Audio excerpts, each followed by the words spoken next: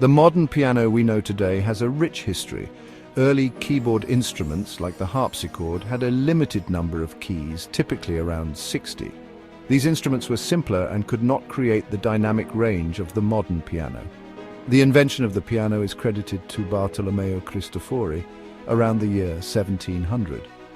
His early piano had 49 keys, a far cry from the 88 keys we are accustomed to.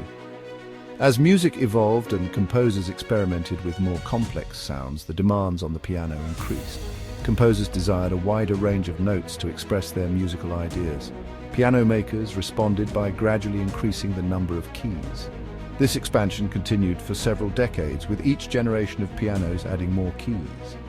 Eventually, pianos settled on 7 octaves as the standard.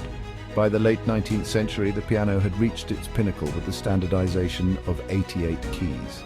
This development is largely attributed to the renowned piano maker, Steinway & Sons. The company's influence in the music world led to the widespread adoption of the 88-key piano, which quickly became the norm.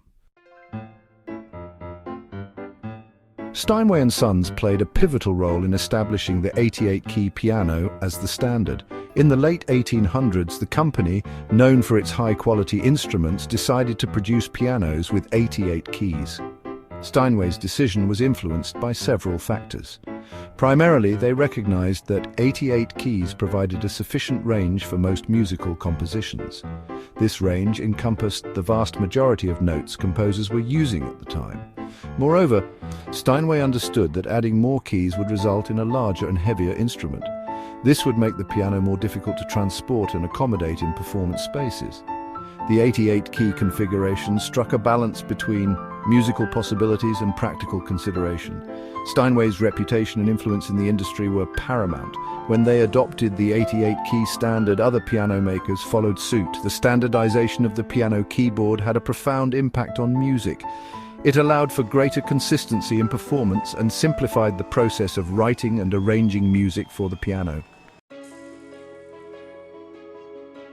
The decision to settle on 88 keys was not arbitrary. It was based on the capabilities of both the instrument and the human ear. The 88 keys of a piano cover a frequency range of 27.5 Hz to 4,186 Hz. This range encompasses the majority of frequencies audible to the human ear. While some individuals may be able to hear slightly beyond this range, it is generally accepted that frequencies outside of this spectrum are difficult for most people to perceive. Adding more keys, extending the frequency range further, would result in notes that are either too low or too high for most people to hear. These additional notes would serve little practical purpose in a musical context. The human ear, while remarkable in its ability to process sound, has its limitations. Beyond a certain frequency, our ability to distinguish between individual notes diminishes. The 88-key piano takes these limitations into account, providing a range that is both audible and musically meaningful. While there are some exceptions, most notably the Stewart & Sons piano with its impressive 108 keys, these instruments remain outliers.